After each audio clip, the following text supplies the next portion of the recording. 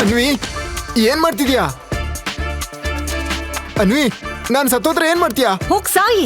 ಆದ್ರೆ ಗೌತಮ್, ನನ್ನ ಅಜ್ಜಿ ಬರ್ತ್ಡೇಗೆ ನೀನು 5 ಲಕ್ಷಕ್ಕಿಂತ ಕಡಿಮೆ ಬೆಲೆ ಗಿಫ್ಟ್ ಕೊಟ್ರೆ ನಿನ್ನನ್ನ ಚಿಕ್ಕ ಚಿಕ್ಕ ಪೀಸ್ ಮಾಡಿ ಬೀದಿ ನಾಯಿಗಳಿಗೆ ಹಾಕ್ತೀನಿ.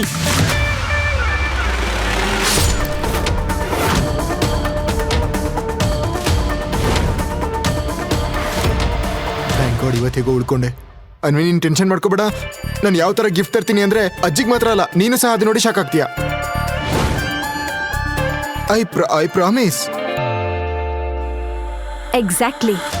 ಒಂದ್ ವೇಳೆ ಹಾಗಾಗಿಲ್ಲ ಅಂದ್ರೆ ಆಗ ಹಾಗೆ ಆಗುತ್ತೆ.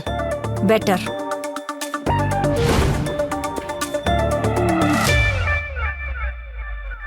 ಕರ್ನಾಟಕದ millionaire business family Rajguru and sons ನ ಮುಖ್ಯಸ್ಥೆ ಗಾಯತ್ರಿ ದೇವಿ ಅವರ ಬರ್ತ್ಡೇ ಸೆಲೆಬ್ರೇಷನ್ ನಡೆಯೋದ್ರಲ್ಲಿತ್ತು. ಸಿಟಿಯ ಎಲ್ಲ ದೊಡ್ಡ ದೊಡ್ಡ ಶ್ರೀಮಂತರು ಈ ಪಾರ್ಟಿಗೆ ಬರೋರಿದ್ರು. ಸೊ ಹಾಗಾಗಿ ಅನ್ವಿತಾ ತನ್ನ ಕಡೆಯಿಂದ ಅಜ್ಜಿ ಕೊಡೋ ಗಿಫ್ಟ್ ತುಂಬಾ ಕಾಸ್ಟ್ಲಿ ಆಗಿರ್ಬೇಕನ್ನೋ ಆಸೆ ಇತ್ತು. ಆದ್ರೆ ಗಾಯತ್ರಿ ದೇವಿ ಮೊಮ್ಮಗಳಾದ ಅನ್ವಿತಾ ತುಂಬಾ ಟೆನ್ಷನ್ ಅಲ್ಲಿದ್ಲು. ಯಾಕಂದ್ರೆ ಅವಳ ತಾತ ಯಾವುದೋ ಒಂದು ರಹಸ್ಯ ಕಾರಣಕ್ಕೆ ಈ ಬಡವ ಗೌತಮ್ ಜೊತೆ ಅವಳಿಗೆ ಮದುವೆ ಮಾಡಿಸಿದ್ರು. ಹಾಗಾಗಿ ಅವಳ ಅಜ್ಜಿ ಅವಳಿಗೆ ಅವಮಾನ ಮಾಡೋ ಒಂದೇ ಒಂದು ಚಾನ್ಸ್ ಕೂಡ ಬಿಟ್ಟಿರಲಿಲ್ಲ. ಹಾಗಾಗಿ ಅನ್ವಿತಾ ತುಂಬಾ ಎಕ್ಸ್ಪೆನ್ಸಿವ್ ಆದ ಗಿಫ್ಟ್ ಅನ್ನ ಅಜ್ಜಿಗೆ ಕೊಟ್ಟು ಎಲ್ಲರೆದುರು ತನ್ನ ಸ್ಟೇಟಸ್ ತೋರಿಸ್ಬೇಕಂತಿದ್ದು. ಗಾಯತ್ರಿ ದೇವಿಗೆ ಗಿಫ್ಟ್ ಕೊಡೋ ಆಲೋಚನೆಯಲ್ಲಿ ಹೋಗ್ತಾ ಇರ್ಬೇಕಾದ್ರೆ ಸಡನ್ ಆಗಿ ಪೊಲೀಸ್ ಟೀಮ್ ಬಂದು ಅವರನ್ನ ಸುತ್ತುವರೆದ್ರು. ಹಿಡ್ಕೊಳ್ಳಿ ಈ ಕಳ್ಳನ್ನ. ಕಳ್ಳನ? ನಾನೇನು ಮಾಡಿಲ್ಲ, ನಾನೇನು ಕದ್ದಿಲ್ಲ. ಹೌದಾ? ನಡಿ. ಇವನೇ ಆ ಕಳ್ಳ. ಇವನೇ ಸಂಚು ಮಾಡಿ ಕಳ್ಳತನ ಮಾಡಿರೋದು. ಅಜ್ಜಿಯ ಬರ್ತ್ಡೇಗೆ ಅತ್ಯಂತ ಬೆಲೆ ಬಾಳೋ ಗಿಫ್ಟ್ ತಗೊಳ್ಳೋಕೆ ಗೌತಮ್ ಸಿಟಿಯ ತುಂಬಾ ಎಕ್ಸ್ಪೆನ್ಸಿವ್ ಲಕ್ಸುರಿಯಸ್ ಜ್ಯುವೆಲರಿ ಶಾಪ್ ಮುಂದೆ ನಿಂತಿದ್ದ. ಗ್ಲಾಸ್ ಹಿಂದೆ ಹೊಳಿತಾ ಇರೋ ಡೈಮಂಡ್ ನೆಕ್ಲೆಸ್ ಅನ್ನ ನೋಡಿ ಏನೋ ಯೋಚನೆ ಮಾಡ್ತಾ ನಿಂತಿದ್ದ. ಆಗ್ಲೇ ಏ ಭಿಕ್ಷುಕ, ಏನ್ ನೋಡ್ತಿದ್ಯಾ? ಇಲ್ಲಿರೋ ಪ್ರತಿಯೊಂದು ಜ್ಯುವೆಲರಿ ಏನಿಲ್ಲ ಅಂದ್ರೂ 5 ಲಕ್ಷ ರೂಪಾಯಿಯಿಂದ ಬೆಲೆ ಬಾಳುತ್ತೆ. ನಿನ್ಗದನ್ನ ಕೊಳ್ಳೋ ಯೋಗ್ಯತೆ ಇದೆಯಾ? ನಡಿ ಆಚೆ. ನಾನು ಬರೀ ನೋಡ್ತಿದ್ದೀನಿ, ಅದಕ್ಕೂ ದುಡ್ಡು ಕೊಡ್ಬೇಕಾ? ನೋಡೋ ಯೋಗ್ಯತನಾದ್ರೂ ಇದೆಯಾ? ಹೊರಡೋ ಇಲ್ಲಿಂದ. ನಾನು ಮುಂದೆ ನಿಂತಿದ್ದೆ ಅಷ್ಟೇ, ನಾನೇನು ಕಳ್ತನ ಮಾಡಿಲ್ಲ. ಹೌದಾ?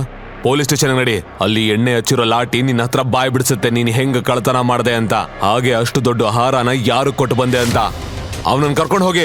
ಇನ್ಸ್ಪೆಕ್ಟರ್ ಸರ್, ನೀವು ತಪ್ಪಾಗಿ ಅರ್ಥ ಮಾಡ್ಕೊಂಡಿದ್ದೀರಾ. ನಾನೇನು ಕಳ್ತನ ಮಾಡಿಲ್ಲ ಇನ್ಸ್ಪೆಕ್ಟರ್. ನೀವು ನನ್ನ ಬಗ್ಗೆ ತಪ್ಪು ಅರ್ಥ ಮಾಡ್ಕೊಂಡಿದ್ದೀರಾ. ನಾನೇನು ತಪ್ಪು ಮಾಡಿಲ್ಲ. ನೀವು ನನ್ನ ಮಾತು ಕೇಳಿ. ಪೊಲೀಸ್ ಗೌತಮ್ನನ್ನ ಪೊಲೀಸ್ ಸ್ಟೇಷನ್ಗೆ ಕರ್ಕೊಂಡು ಹೋದ್ರು. ನನ್ನ ಬಿಡಿ, ನನ್ನ ಯಾಕೆ ಹೀಗೆ ಇಟ್ಕೊಂಡಿದ್ದೀರಾ? ಬಿಡಿ. ನೀವು ತಪ್ಪು ಮಾಡ್ತಿದ್ದೀರಾ ಸರ್. ಒಳಗಡೆ ಹೋಗಿ ಸೈಲೆಂಟ್ ಆಗಿ ಕೂತ್ಕೋ, ಇಲ್ಲ ಅಂದ್ರೆ ಬಾರಿಸ್ತೀನಿ ನೋಡು. ಕೇಳಿಸ್ಕೋ, ಆ ಮೂಲೆಯಲ್ಲಿ ಕುತ್ಕೋಬೇಡ. ನಿನ್ನಂತ ಒಬ್ಬ ಕಳ್ಳನ್ನ ಅಲ್ಲಿ ಹೆಂಗ್ ಹೊಡೆದಿದ್ದೆ ಅಂದ್ರೆ ಅವನಲ್ಲೇ ಕುಸ್ತೋದ. ಇನ್ಸ್ಪೆಕ್ಟರ್ ಸರ್, ನೀವು ತಪ್ಪಾಗಿ ಅರ್ಥ ಮಾಡ್ಕೊಂಡಿದ್ದೀರಾ. ನಾನು ಕಳ್ಳ ಅಲ್ಲ, ನಾನು ಅನ್ವಿತಾ ರಾಜ್ಗುರು ಗಂಡ.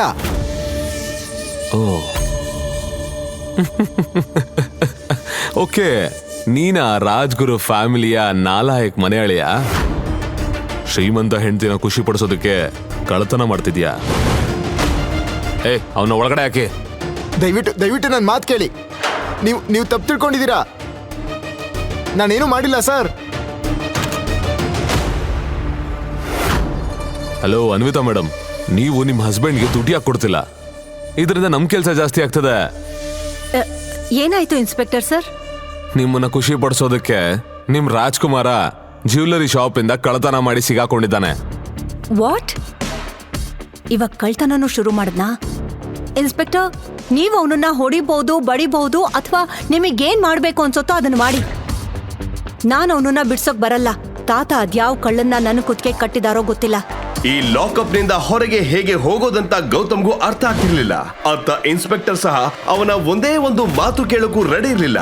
ಅವನು ಬರೀ ಚಿನ್ನದ ಅಂಗಡಿಯಲ್ಲಿ ಕಳುವಾದ ಡೈಮಂಡ್ ನೆಕ್ಲೆಸ್ ನ ವಾಪಸ್ ಪಡಿಬೇಕಂತ ಹಿಂದೆ ಬಿದ್ದಿದ್ದ.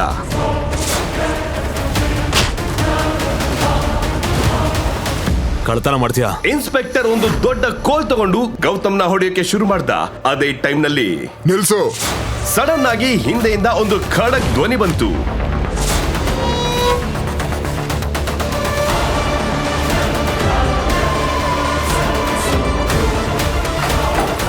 ಸರ್, ನಿಂಗೆಷ್ಟು ಧೈರ್ಯ?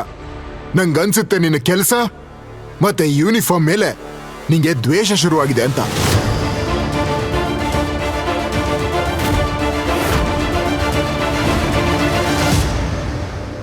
ಹುಕುಂ, ಇಲ್ಲಿ ನಿಮ್ಗೆ ಆಗಿರೋ ತೊಂದರೆಗೆ ನಾನ್ ಸಾರಿ ಕೇಳ್ತೀನಿ. ಸರ್ ನೀವೇನ್ ಮಾಡ್ತಿದ್ದೀರಾ? ಇವನು ರಾಜ್ಗುರು ಫ್ಯಾಮಿಲಿಯ ಮನೆ ಅಳಿಯ ಸರ್. ಇವನು ಮಿತ್ತಲ್ ಶಾಪ್ನಲ್ಲಿ ಡೈಮಂಡ್ ನೆಕ್ಲೆಸ್ನ ಕಳ್ತನ ಮಾಡಿ ಸಿಕ್ಬಿದ್ದಿದ್ದಾನೆ. ಅಷ್ಟೇ ಅಲ್ಲ, ಹೆಂಡತಿ ಕೂಡ ಇವನನ್ನ ಬಿಡಿಸೋದಕ್ಕೆ ಒಪ್ಲಿಲ್ಲ. Shut up. ಯಾಕೆ ಮಗನೇ, ನಿನ್ನ ಸಸ್ಪೆನ್ಷನ್ ಅಲ್ಲ, ಡೈರೆಕ್ಟ್ ಟರ್ಮಿನೇಷನ್ ಆಗುತ್ತೆ. ನಿನಗೆ ಗೊತ್ತಾ ಇಲ್ಲಿ ಯಾರನ್ನ ಕರ್ಕೊಂಡು ಬಂದಿದ್ಯಾ ಅಂತ? ಇವ್ರೇನಾದ್ರೂ ಮನ್ಸ್ ಮಾಡಿದ್ರೆ ಅಂತ 10 ಜ್ಯುವೆಲರಿ ಶಾಪ್ನ ಕೊಂಡ್ಕೊಂಡು ನನ್ನನ್ನೇ ತನ್ನ ಗಾರ್ಡ್ ಮಾಡ್ಕೋಬಹುದು. ಆಮೇಲೆ ಕಮಿಷನರ್ ತಮ್ಮ ಮೊಬೈಲ್ ನಲ್ಲಿ ಒಂದು ಮೆಸೇಜ್ ಅನ್ನ ಇನ್ಸ್ಪೆಕ್ಟರ್ಗೆ ತೋರಿಸಿದ್ರು. ಅದನ್ನ ನೋಡಿದ ತಕ್ಷಣ ಇನ್ಸ್ಪೆಕ್ಟರ್ ಮುಖ ಬೆಳ್ಸ್ಕೊಳ್ತು. ಸರ್ ನಾನು ತಪ್ಪು ಮಾಡಿದೆ, ದಯವಿಟ್ಟು ನನ್ನನ್ನು ಕ್ಷಮಿಸಿ ಸರ್. ಸರ್ ಹುಕುಂ, ಕ್ಷಮಿಸ್ಬಿಡಿ. ಬನ್ನಿ, ನಾನು ನಿಮ್ಮನ್ನ ನಮ್ಮ ಕಾರಲ್ಲೇ ಮನೆಗೆ ಡ್ರಾಪ್ ಮಾಡ್ತೀನಿ. ಓಕೆ, ನಾನು ಮರಿತೀನಿ, ಆದರೆ ಒಂದು ಕಂಡೀಷನ್ ಮೇಲೆ. ಹುಕುಂ, ನೀವು ಸಹ ನನ್ನ ಈ ಸೀಕ್ರೆಟ್ನ ಮರಿಬೇಕು. ನನ್ನ ಈ ಸೀಕ್ರೆಟ್ ಬಗ್ಗೆ ಯಾರಿಗೂ ಗೊತ್ತಾಗಬಾರ್ದು, ಎಸ್ಪೆಷಲಿ ನನ್ನ ಹೆಂಡತಿಗೆ. ಹುಕುಂ. ಗೌತಮ್ ಹೀಗೆ ಹೇಳಿದ ತಕ್ಷಣ ಇಡೀ ಪೊಲೀಸ್ ಸ್ಟೇಷನ್ ನಲ್ಲಿ ಕೋಲಾಹಲ ಉಂಟಾಯ್ತು. ಆದ್ರೆ ಒಂದು ಪ್ರಶ್ನೆ ಕಾಡ್ತಾ ಇತ್ತು, ಗೌತಮ್ ನಿಜವಾಗ್ಲೂ ಕಳ್ಳನ ಅಥವಾ ಇಲ್ಲಿ ಏನಾದ್ರೂ ದೊಡ್ಡ ಸೀಕ್ರೆಟ್ ಅಡಗಿದ್ಯಾ? ಮತ್ತೆ ಕಮಿಷನರ್ ಯಾಕೆ ಇವನನ್ನ ಹುಕುಂ ಅಂತ ಕರೀತಾರೆ? ಮುಂದೆ ಯಾವ ತರದ ರಹಸ್ಯ ತೆರೆದುಕೊಳ್ಳುತ್ತೆ ಅಂದ್ರೆ ನಿಮಗೆ ಶಾಕ್ ಆಗುತ್ತೆ. ಗೌತಮ್ ಸ್ಟೇಷನ್ ಇಂದ ಹೊರಗೆ ಬಂದ ತಕ್ಷಣ ಅಲ್ಲಿ ಒಂದು ಲಕ್ಸುರಿ ಕಾರ್ ಬಂದು ನಿಲ್ತು. ಅದರಿಂದ ಒಬ್ಬ ವಯಸ್ಸಾದ ವ್ಯಕ್ತಿ ಇಳಿದ್ರು. ಅವರು ಗೌತಮ್ ಕೈಗೆ ಒಂದು ಚಿಕ್ಕ ಬಾಕ್ಸ್ ನ ಕೊಟ್ರು. ಗೌತಮ್ ಅರ್ಜೆಂಟ್ ಅಲ್ಲಿ ಅನ್ವಿತಾ ಅಜ್ಜಿ ಗಾಯತ್ರಿ ದೇವಿ ಅವರ ಬರ್ತ್ಡೇ ವೆನ್ಯೂಗೆ ಹೋದ. ಅನ್ವಿತಾ ಅವನನ್ನ ನೋಡಿದಾಗ ಶಾಕ್ ಆದ್ಲು.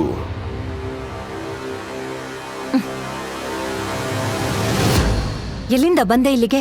ಕಳ್ಳ, ನಿನ್ನನ್ ಯಾರು ಪೊಲೀಸ್ ಸ್ಟೇಷನ್ ಇಂದ ಬಿಡಿಸಿದ್ದು? ನೀನ್ ಅಲ್ಲೇ ಬಿದ್ದಿದ್ರೆ ಚೆನ್ನಾಗಿರೋದು. ನಾನೇನು ಕಳ್ತನ ಮಾಡಿಲ್ಲ ಅನ್ವಿತಾ. ನಾನು ಜ್ಯುವೆಲರಿ ಶಾಪ್ ಮುಂದೆ ನಿಂತಿದ್ದೆ, ಪೊಲೀಸ್ ಹಿಡಿದ್ರು. ತುಂಬಾ ಕಷ್ಟಪಟ್ಟು ನಿರಪರಾಧಿ ಅಂತ ಪ್ರೂವ್ ಮಾಡಿ ಬಂದೆ. ಸರಿ ಸರಿ, ಎಂತ ಚೀಪ್ ಗಿಫ್ಟ್ ತಂದಿದ್ಯಾ ನೀನು. ಪ್ಯಾಕಿಂಗ್ ಎಷ್ಟು ಚೀಪ್ ಆಗಿದೆ. ಛೀ. ಪ್ಯಾಕಿಂಗ್ ಮ್ಯಾಟ್ರ್ ಆಗಲ್ಲ, ಒಳಗಡೆ ಗಿಫ್ಟ್ ಏನಿದೆ ಅನ್ನೋದು ಮ್ಯಾಟ್ರ್ ಆಗುತ್ತಲ್ವಾ? ನೀನ್ ನೋಡಿದ್ರೆ ಶಾಕ್ ಆಗ್ತೀಯ.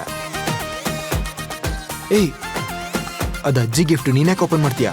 ಅವರೇ ಓಪನ್ ಮಾಡ್ಲಿ ಬಿಡು. Fine, what ever. ಆದ್ರೆ ಬೇರೆಯವ್ರ ಗಿಫ್ಟ್ ಕೊಡುವಾಗ ನೀನು ನಿನ್ನ ಬಾಕ್ಸ್ ಅನ್ನ ಸೈಡಲ್ಲಿ ಇಟ್ಬಿಡು, ಓಕೆ? ತಾತ ನನ್ ಜೊತೆ ಅದ್ಯಾವ ಜನ್ಮದ ರಿವೆಂಜ್ ತಗೊಂಡ್ರೋ ಏನೋ, ನನ್ನಂತ ಮಿಲೇನಿಯರ್ ಹುಡುಗಿನ ನಿನ್ನಂತ ಬಡವನ್ ಜೊತೆ ಮದ್ವೆ ಮಾಡ್ಸಿದ್ರು. ದುಡ್ಡು ಇಲ್ಲ, ಮರ್ಯಾದೆನೂ ಇಲ್ಲ. ಹೋಗೋಣ. ಯಾಕೆ ಹೀಗ್ ನಿಂತಿದ್ಯಾ? ಹೋಗು. ಥ್ಯಾಂಕ್ ಯು ಮಗಳೇ. ಮತ್ತೆ ಆ ಪಾರ್ಟಿಯಲ್ಲಿ ಅನ್ವಿತಾಳ ಕಸಿನ್ ಶರಣ್ಯ ಫುಲ್ ಮಿಂಚುತ್ತಾ ಬಂದ್ಲು. ಎಕ್ಸ್ಪೆನ್ಸಿವ್ ಬ್ಲಾಕ್ ಡ್ರೆಸ್ ಹಾಕಿ ಕೈಯಲ್ಲಿ ಒಂದು ಗೋಲ್ಡನ್ ಗಿಫ್ಟ್ ಹಿಡಿದು ಬರ್ತಾ ಇದ್ದ ಹಾಗೆ ಫುಲ್ ಪಾರ್ಟಿ ಅಟೆನ್ಷನ್ ಅವಳ ಕಡೆ ಹೋಯ್ತು. ಎಲ್ಲರ ಮಧ್ಯೆಯಿಂದ ಅವಳು ನೇರವಾಗಿ ಅಜ್ಜಿ ಹತ್ರ ಹೋದ್ಲು. ಹಾಯ್ ಅಜ್ಜಿ, ಇದು ನಿಮ್ಗೆ. ಹೇ ಶರಣ್ಯ, ನೀನ್ ಯಾಕೆ ಗಿಫ್ಟ್ ತರ್ಬೇಕು? ಅಜ್ಜಿ ಏನ್ ಹೇಳ್ತಾ ಇದ್ದೀರಾ? ನಾನು ನಿಮ್ ಬರ್ತಡೆಗೆ ಖಾಲಿ ಕೈಯಲ್ಲಿ ಬರ್ಬೇಕಾ? ಅದಾಗಲ್ಲ. ನೋಡಿ ನೋಡಿ, ನೀವ್ ಇಂಪ್ರೆಸ್ ಆಗ್ತೀರಾ. ಓ ಹಾಗಾ? ಹಾಗಾದ್ರೆ ನೋಡ್ಲೇಬೇಕು.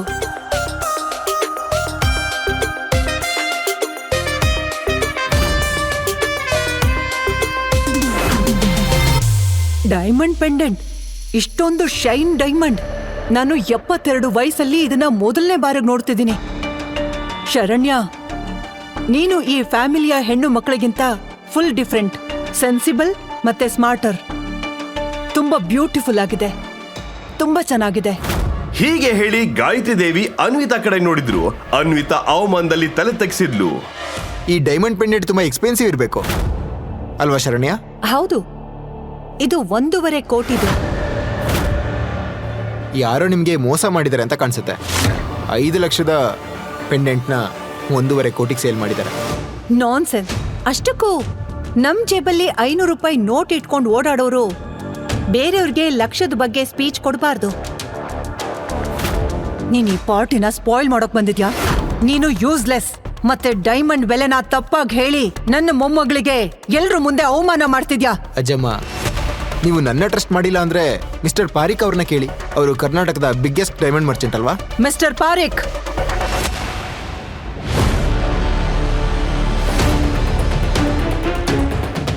ನೋಡಿ, ಹಾಗೆ ನನ್ಗಿದ್ರ ಬೆಲೆ ಹೇಳಿ.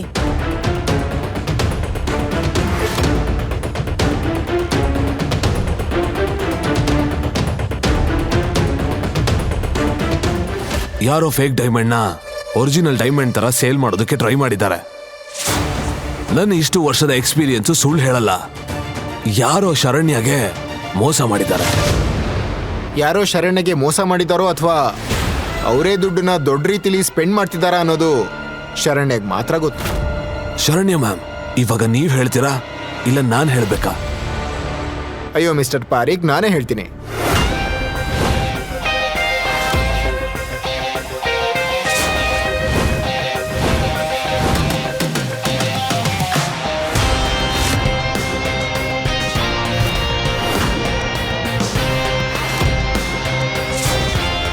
ಸಾರಿ, ನಿನ್ನ ಪೆಂಡೆಂಟು ಡೈಮಂಡ್ದಲ್ಲ, ಬರೀ ಗಾಜಿನ ಪೀಸ್ದು.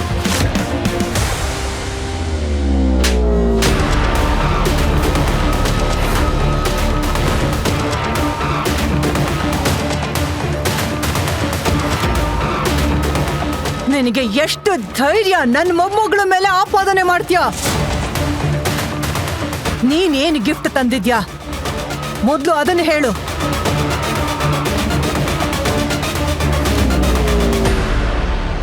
ಇದು 3 ಕಾಸಿಂದಾಗಿರತ್ತೆ. ಮಿಸ್ಟರ್ ಪಾರಿಕ್, ನಿಮಗೆ ಟೈಮ್ ಇದ್ರೆ ಈ ಗಿಫ್ಟ್ನ ಸಹ ಚೆಕ್ ಮಾಡಿ. ಇವತ್ತಿಂದ ಅಂದ್ರೆ ಈ ಕ್ಷಣದಿಂದ ನಾನು ಈ ರಾಜ್ಗುರು ಫ್ಯಾಮಿಲಿಯ ಜೊತೆ ಎಲ್ಲ ಸಂಬಂಧ ಬ್ರೇಕ್ ಮಾಡ್ತೀನಿ. ಅಜ್ಜಮ್ಮ, ನೀವು ನನ್ನ ಕೆನ್ನೆಗೆ ಹೊಡಿಬಾರ್ದಿತ್ತು. ಯಾವ ನಾಯಿನ ನೀವು 2 ವರ್ಷದಿಂದ ಸಾಕಿದ್ರೋ ಅದು ಇವತ್ತು ಮನೆಯಿಂದ ಹೊರಟು ಹೋಗ್ತಿದೆ. ಆದ್ರೆ ಖಂಡಿತ ಒಂದಿನ ಬರುತ್ತೆ, ಅವತ್ತು ನೀವು ನಿಮ್ಮ ಮೊಣಕಾಲ್ ಮೇಲೆ ಕೂತು ನನ್ನ ಹತ್ರ ಕ್ಷಮೆ ಕೇಳ್ತೀರಿ. ಅವಾಗ ಮಾತಾಡೋಣ. ಹೀಗೆ ಹೇಳಿದ ಗೌತಮ್ ಪಾರ್ಟಿಯಿಂದ ಹೊರಟೋದ. ಅವನ ಈ ಜೋಶಿಂದ ಆ ಪಾರ್ಟಿಗೆ ಬಂದ ಗೆಸ್ಟ್ ಗಳಿಗೆ ಒಳ್ಳೆ ಎಂಟರ್ಟೈನ್ ಮಾಡಿದ ಹಾಗಾಗಿತ್ತು. ಇದರಿಂದ ಅನ್ವಿತಾಗೂ ಅವಮಾನ ಆಗಿತ್ತು. ಗೌತಮ್, ಆದ್ರೆ ಮೊದಲ ಬಾರಿಗೆ ಗೌತಮ್ನಲ್ಲಿ ಗಾಯತ್ರಿ ದೇವಿ ಒಂದು ರಾಯಲ್ ಆಟಿಟ್ಯೂಡ್ ನೋಡಿದ್ರು.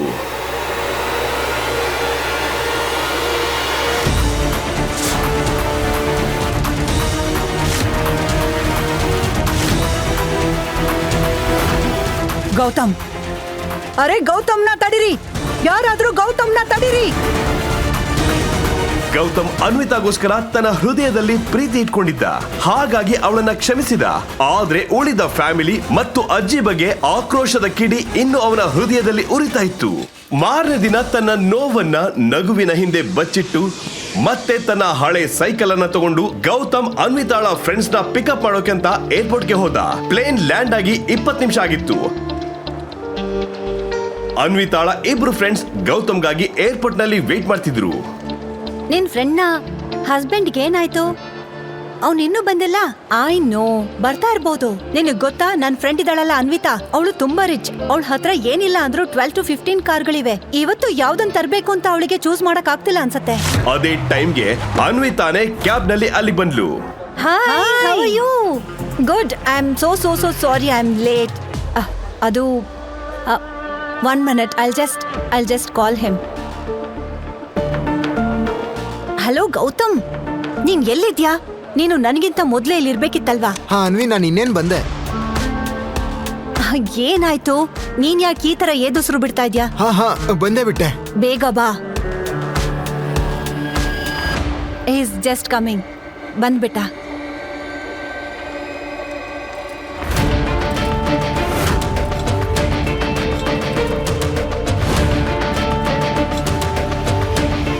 ಸಾರಿ, ಸ್ವಲ್ಪ ಲೇಟ್ ಆಯ್ತು.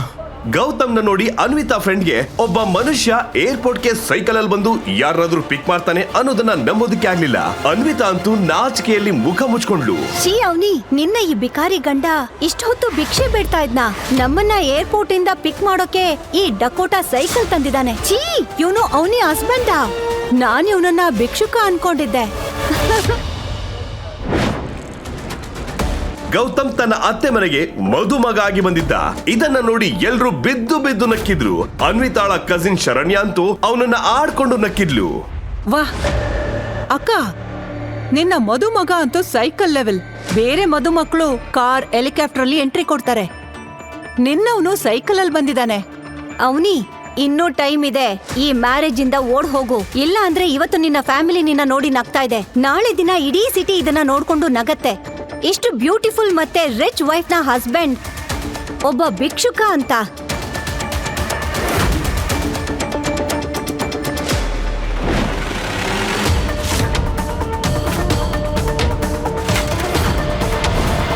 ಮಾಡ್ಬೇಕು ಅಂತ ಡಿಸೈಡ್ ಮಾಡಿದ್ಯಾ ಗೌತಮ್? ಎಲ್ರು ಮುಂದೆ ನನ್ ಮರ್ಯಾದೆ ತೆಗಿಬೇಕು ಅಂತನಾ? ಮಿಲೇನಿಯರ್ ಫ್ರೆಂಡ್ಸ್ ಅನ್ನ ಏರ್ಪೋರ್ಟ್ ಇಂದ ಪಿಕ್ ಮಾಡೋಕೆ ಸೈಕಲ್ ಅಲ್ಲಿ ಬಂದಿದ್ಯಾ? ನಿನಗ್ ನಾಚಿಕೆ ಆಗೋಲ್ವಾ? ನಾನ್ ನಿನಗ್ ಹೇಳಿದ್ದೆ ಅಲ್ವಾ ಮನೆಯಿಂದ ಕಾರ್ ತಗೊಂಡ್ ಬಾ ಅಂತ. ಅವನಿ ನನ್ ಮನೆಗೆ ಹೋದಾಗ ಅಲ್ಲೊಂದ್ ಕಾರ್ ಇತ್ತು. ನಾನು ಯಾವಾಗ ಕೀಸ್ ತಗೊಳಕ್ ಹೋದ್ನೋ ಆಗ ಅಲ್ಲಿ ಸರ್ವೆಂಟ್ ನನಗೆ ಈ ಕಾರ್ ತಗೊಂಡ್ ಹೋಗೋ ಆಗಿಲ್ಲ ಅಂದ. ಓ. ನಾನು ಏನ್ ಮಾಡ್ಬೇಕಿತ್ತು? ಓ ಗಾಡ್, ನನ್ನಿಂದ ಆಗ್ತಾ ಇಲ್ಲ ಗೌತಮ್. ನೀನು ಒಂದ್ ವೇಳೆ ಗಂಟೆ ಆಗಿದ್ರೆ ಯಾರ್ ಬೇಕಾದ್ರೂ ಹೊಡಿತಾ ಇದ್ರು. ಗಂಟೆ? ನೀನು ಮನೆ ಅಳಿಯ ಆದ್ರೂ ನಿನ್ನ ಸರ್ವೆಂಟ್ಸ್ ಬೈತಾರೆ ಅಂದ್ರೆ ಅರ್ಥ ಮಾಡ್ಕೋ. ನೀನೊಬ್ಬ ದರಿದ್ರ ಬಿಕಾರಿ ಅಂತ. ನಿನ್ ಹತ್ರ ಕಾರ್ ಇಲ್ಲ ಅಂದಿದ್ರೆ ಕ್ಯಾಬ್ ಎಲ್ಲಾದ್ರೂ ಬರ್ಬೇಕಾಗಿತ್ತಲ್ವಾ? ನನ್ನ ಹತ್ರ ದುಡ್ಡಿರ್ಲಿಲ್ಲ. ನನ್ನ ಹತ್ರ ಬರೀ 75 ರೂಪಾಯಿ ಇತ್ತು. ಆಮೇಲೆ ನಾನು ಅನ್ಕೊಂಡೆ ಇಲ್ಲಿಗೆ ಬಂದು ನಿನ್ನ ಹತ್ರ ದುಡ್ಡು ತಗೋಬೇಕು ಅಂತ. ಯು ನೋ ವಾಟ್, ನನ್ನಿಂದ ಸ್ವಲ್ಪ ದುಡ್ಡು ತಗೊಂಡ್ ಹೋಗಿ ವಿಷ ತಗೊಂಡ್ ಬಾ. ನಿನ್ನಂತ ಭಿಕ್ಷುಕನ್ ಗಂಡನ್ ಜೊತೆ ಇರೋದಕ್ಕಿಂತ ನಾನು ಸಾಯೋದೇ ಬೆಟರು. ಯು ನೋ ವಾಟ್, ನಾವೀಗ ಸಿಟಿಲಿ ಬಿಗ್ಗೆಸ್ಟ್ ಹೋಟೆಲ್ಗೆ ಹೋಗ್ತಾ ಇದ್ದೀವಿ. ನೀನು ಆ ಲಗೇಜ್ನ ಕಾರಲ್ಲಿಟ್ಟು ಆ ನಿನ್ನ ಸೈಕಲಲ್ಲಿ ಹಿಂದೆ ಹಿಂದೆ ಬರ್ತೀಯಾ. ಅಲ್ಲಿ ರೂಮಲ್ಲಿ ಲಗೇಜ್ ತಂದಿಡ್ತೀಯಾ. ಇದೇ ನಿನ್ನ ಶಿಕ್ಷೆ. ಓಕೆ. ಹಿಂದಿನಿಂದ ಅನ್ವಿತಾ ಫ್ರೆಂಡ್ಸ್ ನಗ್ತಾ ಇದ್ರು. ಗೌತಮ್ ಏನು ಮಾತಾಡದೆ ಎಲ್ಲಾ ಲಗೇಜ್ ಕಾರಿನ ಡಿಕ್ಕಿಗೆ ಹಾಕಿ ಸೈಲೆಂಟ್ ಆಗಿ ಅನ್ವಿತಾ ಮುಂದೆ ತಲೆ ಬಗ್ಗಿಸಿ ನಿಂತ. ನೀನು ಆ ನಿನ್ನ ಕಿತ್ತು ಹೋಗಿರೋ ಸೈಕಲ್ ತಗೊಂಡು ನಮ್ ಹಿಂದೆ ಬಾ.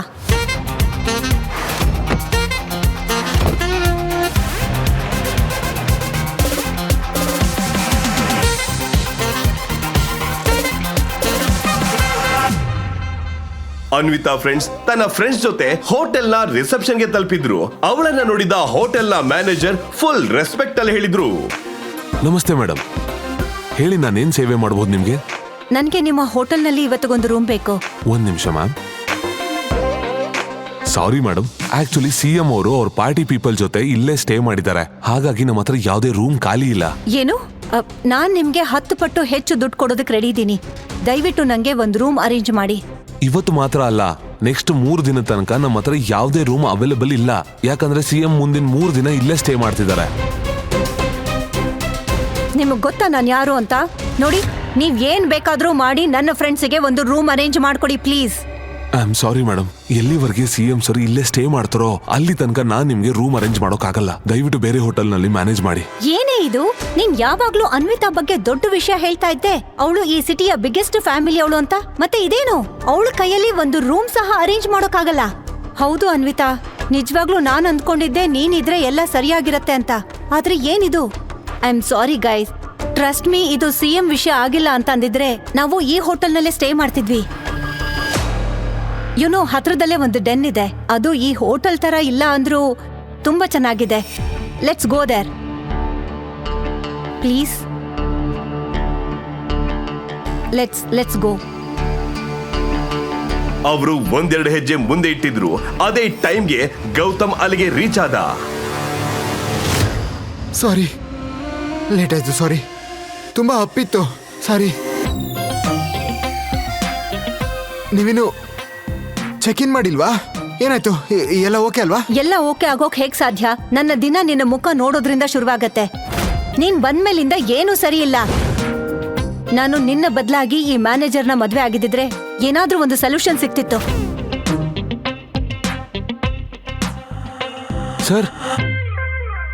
ಸರ್ ನೀವಿಲ್ಲಿ?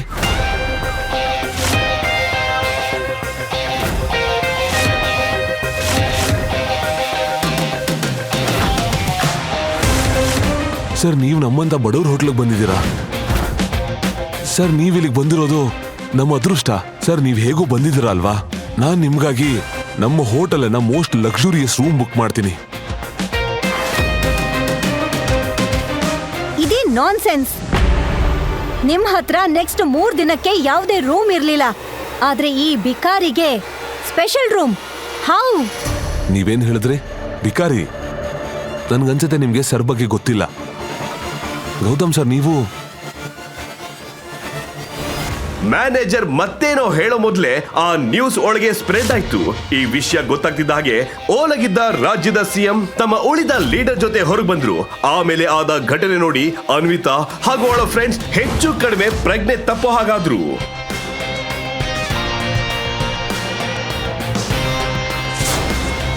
ಸರ್, ಮತ್ತೆ ಏನಾಗ್ಬೇಕು? ಕೊನೆಗೂ ನಿಮ್ ಭೇಟಿ ಆಯ್ತು. ನಿಜ ಹೇಳ್ಬೇಕು ಅಂದ್ರೆ ಇವತ್ತು ನನ್ನ ಮತ್ತೆ ನನ್ನ ಪಾರ್ಟಿಗೆ ಲಕ್ಕಿ ಡೇ ಸರ್. ಎಲೆಕ್ಷನ್ ಬರ್ತಿದೆ, ನಿಮ್ಮ ಬ್ಲೆಸ್ಸಿಂಗ್ಸ್ ನಮ್ಮ ಮೇಲೆ ಇರ್ಲಿ ಸರ್. ಇಡೀ ರಾಜ್ಯದಲ್ಲಿ ಎಲ್ಲರೂ ಅದೇ ಮಾತು ಹೇಳ್ತಾರೆ ಸರ್. ಯಾರ ತಲೆ ಮೇಲೆ ಗೌತಮ್ ಸರ್ ಕೃಪೆ ಇರುತ್ತೋ ಅವ್ರದೇ ಗೌರ್ಮೆಂಟು, ಅವ್ರದೇ ಡೆವಲಪ್ಮೆಂಟು ಅಂತ. ನಾನಿವಾಗ ಏನ್ ಮಾಡ್ಬೇಕು ಅಂತ ಹೇಳಿ ಸರ್. ಅವನಿಗೆ ಸಿಗ್ತಾ ಇದ್ದ ಆ ಆತಿಥ್ಯ ನೋಡಿ ಗೌತಮ್ಗೆ ಅನ್ಕಂಫರ್ಟಬಲ್ ಅನಿಸ್ತಿತ್ತು. ಇನ್ನೊಂದ್ ಕಡೆ ಅನ್ವಿತಾ ಮತ್ತೆ ಅವಳ ಫ್ರೆಂಡ್ಸ್ಗೆ ಆಶ್ಚರ್ಯ ಆಗಿತ್ತು.